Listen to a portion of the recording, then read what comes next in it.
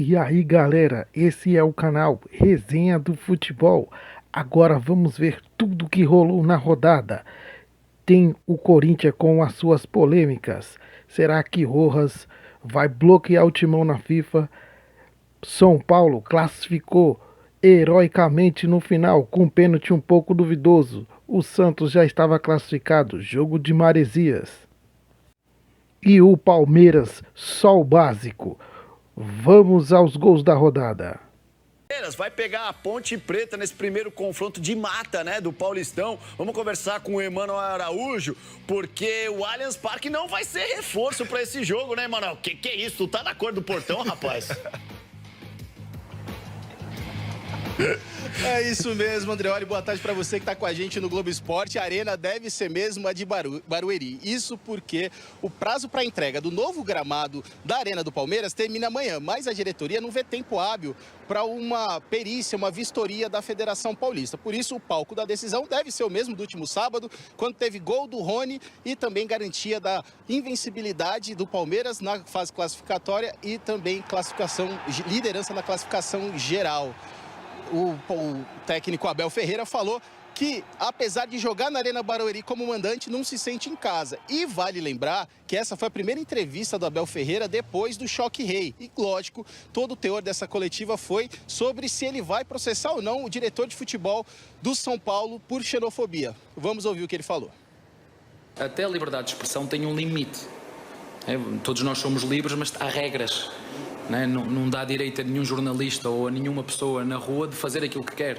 Eu só espero que as mesmas autoridades que me castigaram a mim por determinados comportamentos que eu tive, que sejam iguais com outros comportamentos semelhantes ou piores que também são feitos, que tomem as mesmas medidas, que eu não quero nada para mim, quero as coisas justas.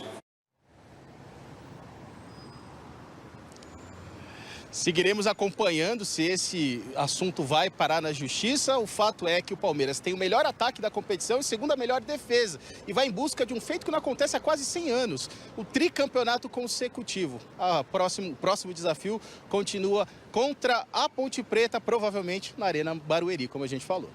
Valeu, Emanuel. Obrigado pelas suas informações e pelo look preciso para essa data, hein? Tava ali, tonso todo no portão, hein, Dudu? Verde. Agora, o Palmeiras é favorito ou o Palmeiras é franco favorito ao título? O Palmeiras é favorito. Tem que jogar, né, Fê? Mas assim, é favorito e não pode ser diferente, né? Tem um time melhor e tá num momento bom e em busca do tri, né? Trabalhou, hein? Tá marcando o Villode também, viu, Cláudio? O VAR ajudou a colocar o São Paulo nas quartas de final do Paulistão.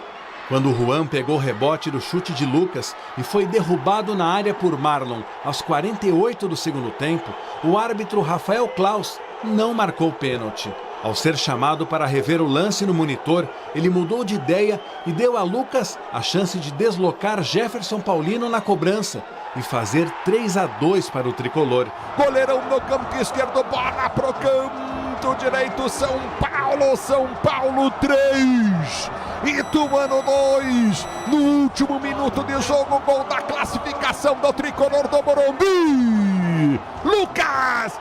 Com a vitória, o São Paulo, que até então estava sendo eliminado com a terceira colocação do Grupo D, pulou para a liderança e agora vai receber o Novo Horizontino buscando uma vaga na semifinal. É um outro cenário, é uma outra história, é uma outra competição e vai ser um jogo muito difícil, de muito detalhe, de muita paciência, mas o que nós precisávamos era ir adiante à próxima fase, porque isso estava no planejamento da nossa temporada, né? O jogo selou o rebaixamento do Ituano para a Série A2. Tirando os 4 grandes, era a equipe há mais tempo na primeira divisão e caiu depois de 23 anos.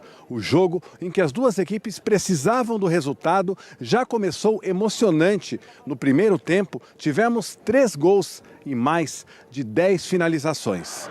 A primeira foi de Ferreirinha, decisivo pelo 3º jogo seguido, depois de marcar contra a Inter de Limeira e dar assistência para Alisson abrir o placar contra o Palmeiras, deixou dele em Itu.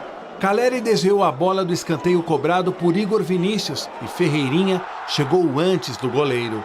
Um gol para trazer alívio aos torcedores são paulinos, porque do outro lado, quem não tinha paz era Rafael. A bola rondava a área tricolor e o goleiro fez grande defesa na cabeçada de Tony Anderson. Só não segurou o desvio praticamente a queima-roupa de José Carlos, garoto revelado pelo próprio Ituano. Dono do pior ataque do Paulistão, o rubro-negro marcava apenas pela 4ª vez em 12 partidas. Naquele momento, com a vitória parcial do Novo Horizontino sobre a Portuguesa, o São Paulo estava em 2º lugar na chave. Mas quando o São Bernardo abriu o placar contra o Mirassol, caiu para 3º. Pela primeira vez na tarde, o tricolor se via fora da zona de classificação para as quartas de final.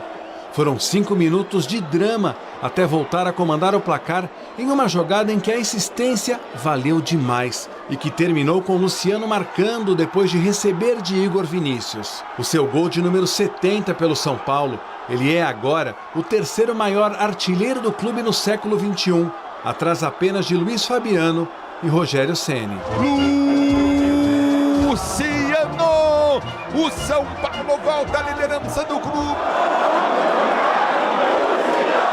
A chance do 3º apareceu com Juan, que entrou em lugar do machucado Caleri no intervalo. Mas ao receber na área, ele não teve muita convicção do que fazer para definir o lance.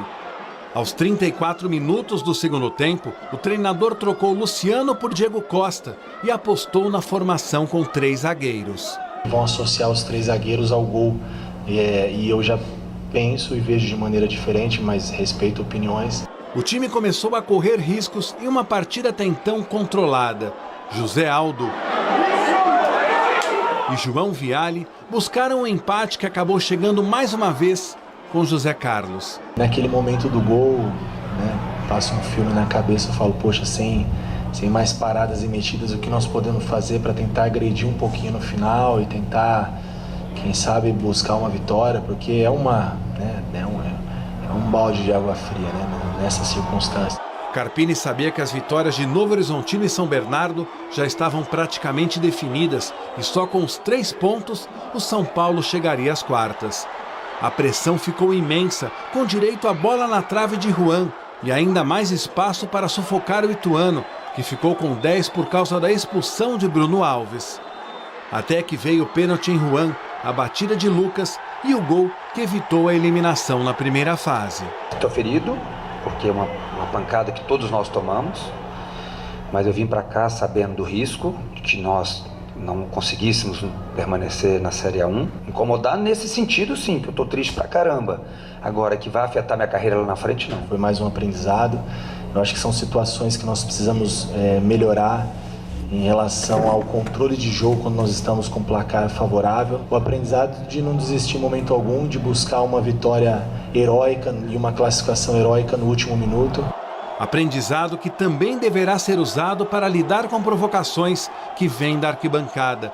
A reação de Carpini após o 3º gol, naturalmente, repercutiu. Tinha 3 ou 4 pessoas no Alambrado que eu conheço, são alguns desafetos que a vida nos dá e o futebol também. Desde o início, desde o pré-jogo, algumas ofensas de cunho muito pessoal, direcionado ao nome dos meus filhos, da minha esposa. A gente tem um limite. Foi uma resposta de 90 minutos de coisas muito pessoais e muito pesadas. Olha, é uma coisa que não dá para avaliar. Cada um que tá ali sabe o quanto sofre e o quanto precisa desabafar também. Porque caso ele não tivesse conseguido a classificação, seria o alvo principal. Estaria todo mundo dizendo que ele escolheu mal, que ele colocou um 3º zagueiro com 34 no segundo tempo. Enfim, que de repente não substituiu bem. Como o São Paulo conseguiu no final esse pênalti, que a gente vai até começar por isso. Para você foi pênalti? Foi, Leirão. Eu também marcaria a penalidade, concordo. Eu acho que foi o Marlon que cometeu o pênalti ali. Ele não teve a intenção nenhuma, obviamente, porque foi uma jogada muito rápida, né? Logo no rebote do goleiro, ó, que aí o Juan antecipa, ele teve uma ação mais rápida que o lateral e aí ele tenta cortar a bola e aí já é tarde. Então, para mim, o pênalti aconteceu, não tem muita polêmica, muita discussão. Em relação, se você me permite, Leirão, sobre o comportamento do Carpini, muitas vezes a gente vê o profissional falando que quando está em campo, seja jogador ou seja comissão, seja treinador, não ouve o que dizem, né, dentro na arquibancada.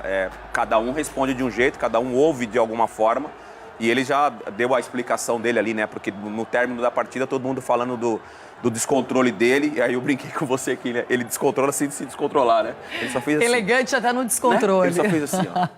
Então, Não assim, fez nenhum gesto obsceno, nada. Mas eu também concordo com toda a crítica que eu ouvi em relação às alterações. Um jogo muito ruim para jogadores leves, né? Ferreirinha, por exemplo, o próprio Lucas, que se desgastou demais durante o jogo, é um jogador de condução de bola, então o campo pesado daquela forma tira completamente as características dos jogadores. O Ferreirinha fez um jogo discreto, o Lucas participativo, mas justamente por causa do campo pesado não conseguiu desenvolver o jogo dele. A entrada do Rames Rodrigues nessa condição de gramado eu não achei que foi uma escolha certa do Carpini.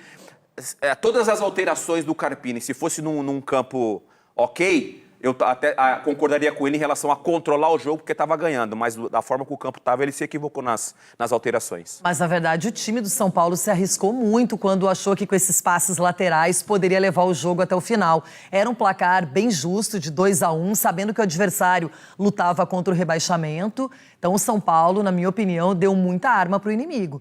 E tem mais qualidade, é um time superior, mas quis administrar o jogo, levar, e isso não funcionou. Agora, vale lembrar que quando o Calleri sai machucado, vem o Juan, e o Juan foi definidor, porque ele sofreu o pênalti, e aí o Lucas fica sempre aquela coisa, quem vai bater, quem não vai, aquela história, e o Lucas se apresentou e bateu muito bem, com muita categoria e também com frieza, e definiu esse placar. Agora, o São Paulo precisa levar essa lição para a próxima fase, quando tiver pela frente o Novo Horizontino. Novo Horizontino, que é um bom time, um time muito bem treinado pelo Eduardo Batista, um time que joga futebol, que propõe jogo, né? Um time que vai se fechar e ficar jogando por uma bola.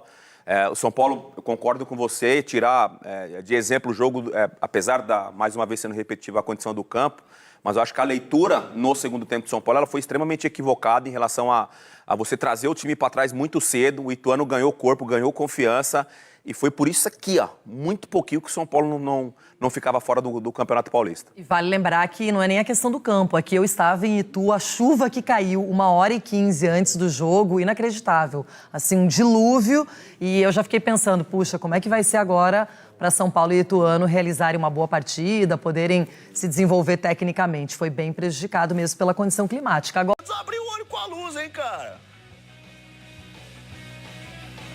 Fala, Andreoli. Boa tarde para você, para todos que estão acompanhando o Globo Esporte. Pode deixar, o Carille está de olho na Portuguesa. O Santos venceu por 3-2 no último sábado a Inter de Limeira de virada, conseguiu a segunda colocação geral no Campeonato Paulista, a primeira do seu grupo, por isso enfrentar a Portuguesa, e voltou a treinar hoje às 10 da manhã no CT Pelé. Vai ser assim durante toda a semana. O técnico Fábio Carille tem valorizado muito a semana de treinos para a preparação para os jogos. A boa notícia é que ele vai contar com o Juliano.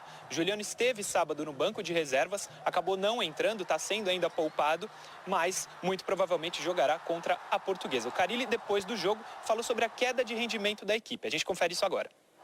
Depois que classificou, baixou um pouquinho a guarda, e a gente não pode deixar acontecer isso em nenhum momento.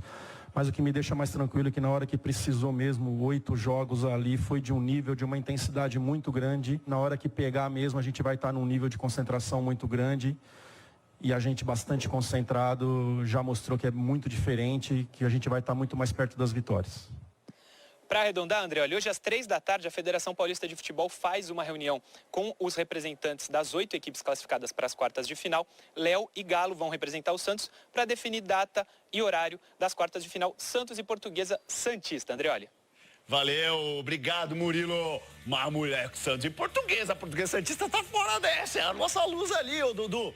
O Caio Ribeiro falou que não tem nenhuma chance da Portuguesa passar. Você concorda com ele ou é perigoso? Não, eu concordo com o Caio que o Santos é favorito, mas tem jogo. Eu acho que não dá para menosprezar a Portuguesa, que chegou em segundo. É claro que a quantidade de pontos não é a quantidade, por exemplo, que tem o grupo de São Paulo, mas tem que jogar. É clássico, pô. É clássico, é isso aí.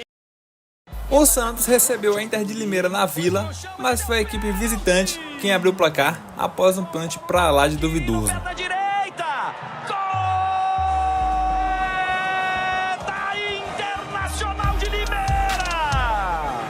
Um minuto após sofrer o gol, Júlio Furque de cabeça empatou pro Peixe após jogadaça de Otero.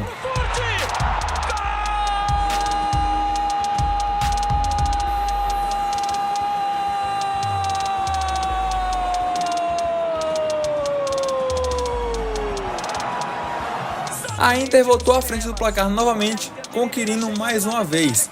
o atacante aproveitou a bola rebatida dentro da área para fazer o seu segundo na partida.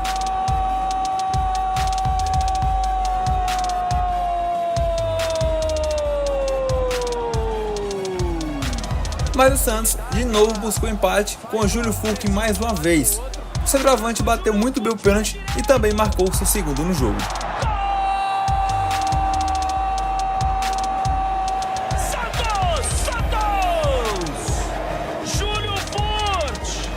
Mas o Peixe buscou a virada. Após saída de bola errada, Casares aproveitou a falha da defesa da Inter e colocou o Santos à frente do placar.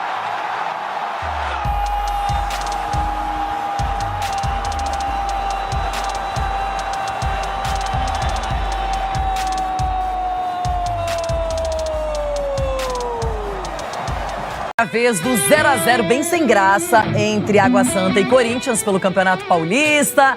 Ninguém ficou classificado, um Corinthians bem modificado, nem o técnico tava lá. E olha, atenção, daqui a pouquinho uma bombaça no Corinthians. Com apito final entre Água Santa e Corinthians, as duas equipes se despediram do Campeonato Paulista. O time de Antônio Oliveira, neste domingo comandado por Bruno Lazzaroni, porque o português cumpriu suspensão pelo terceiro amarelo, entrou em campo já eliminado. Foi dia então de testar algumas peças. Time reserva. Os 11 que encerraram eram praticamente todos filhos do terrão. Foi uma decisão nossa, uma oportunidade para os outros atletas que estão treinando ao longo desse período que está conosco, oportunizá-los num contexto de jogo, um jogo difícil, porque o adversário ainda tinha pretensões na competição. Já o Água Santa, ao decorrer da partida, se viu dependendo apenas de si para chegar à próxima fase. Com a derrota da Ponte Preta, bastava vencer o Corinthians. Chances não faltaram.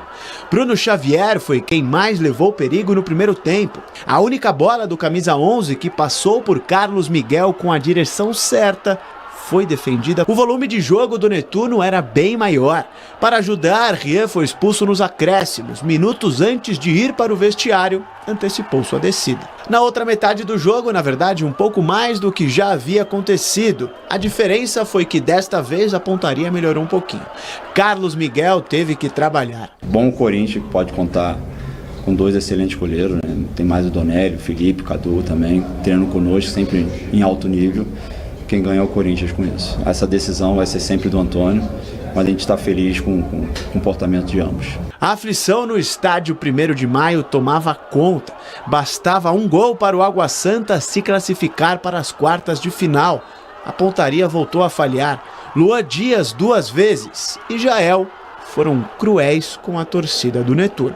O 0 não saiu do placar. Sensação de frustração, principalmente pela qualidade do trabalho que nós desenvolvemos aqui, pela qualidade individual dos jogadores e também pelo nosso padrão de jogo. Acredito que vocês viram hoje uma equipe que buscou o resultado o tempo inteiro. Infelizmente no futebol isso às vezes passa, a gente criou muito, mas infelizmente fomos ineficazes nas finalizações das jogadas. Corinthians se despede do Campeonato Paulista com um empate em 0-0 contra o Água Santa. O foco agora muda completamente. Quinta-feira tem Copa do Brasil contra o São Bernardo, justamente aqui no estádio 1º de Maio. A gente vai com foco total na quinta-feira com uma decisão pra gente. Bom, agora nós vamos diretamente à Federação Paulista de Futebol. Lá está João Paulo Capelanes, posicionado, pronto para trazer uma bombaça, um explosivo daquele tamanho. E ela é do Corinthians. Capela, com você eu sei que tá tudo bem, agora com o Corinthians nem tanto. Conta essa história. Essa picanha aí. Eita! Dedê, beijo, Rê, abraço, Dedê, abraço para toda a galera, gente. A gente tá aqui sempre para trazer alegria, mas para trazer informação também. Às vezes a informação é da hora, às vezes a informação é moiada. E, gente, ela é muito ruim. O Matias Rojas colocou o Corinthians, entre aspas, no pau envolvendo a FIFA. Acionou a FIFA cobrando tudo que ele tem direito a receber até o fim do contrato dele, que vai até o fim de junho de 2027. Estamos falando aí de 8 milhões de dólares, arredondando aí 40 milhões de reais. Matias Rojas, só para vocês entenderem, tá? Tô aqui na sede da Federação Paulista de Futebol, que a partir das 3 horas da tarde começa o congresso técnico com os presidentes dos clubes que estão no mata-mata. Então, assim, Augusto Melo vai passar aqui, deve conversar com a imprensa, vai obviamente ser questionado sobre isso e vai ter que falar. No último final de semana, eu conversei com o presidente do Corinthians que deixou bem claro que iria conversar com o jogador para que pudesse evitar ao máximo essa questão envolvendo a FIFA. Porque a gente sabe que quando a parada chega lá na última instância, na FIFA, aí o buraco é mais embaixo. Aí a coisa muda de figura, vira o fio. Então, assim, o Corinthians já recebeu essa notificação, o Matias Rojas acionou, não conseguiu resolver, então a situação é essa. A bomba do dia para começar a semana daquele jeito é que o Rojas está cobrando tudo que ele tem direito na justiça da FIFA, viu, Renata? Chico Garcia, e é você O time que dele eu não tá chamo devendo agora. pra ninguém. Mas a questão é que o Augusto Melo estava tentando evitar essa entrada na FIFA exatamente por conta dessas consequências. Ele estava tentando um acordo e eu acho que ainda há a possibilidade disso, tá? Porque se o Corinthians conseguir fazer com ele uma rescisão amigável, com um acordo para não pagar os 40, pagar um pouco menos, levando em conta que ele não cumpriu o contrato e que ele resolveu sair por conta própria, também por conta de uma cláusula de que o Corinthians não tinha pagado, o acordo que foi refeito, aquela coisa toda, mas o Augusto estava tentando esse acordo exatamente para não cair nisso, porque chegando na FIFA, o risco todo é esse. Agora o Se não pagar de uma vez só e vai aceitar a parcela? Então, 15 segundos. Não sei se vai aceitar, esse é o problema. Complicado. Voltando. E aí, galera, essas foram as últimas notícias. E o Corinthians, será que vai sofrer punição na FIFA? E o São Paulo sofreu, mas passou. E o Palmeiras, será que o Abel vai processar o dirigente do São Paulo? E o Santos, será que vai atropelar a Lusa? Deixa aí nos comentários. Obrigado.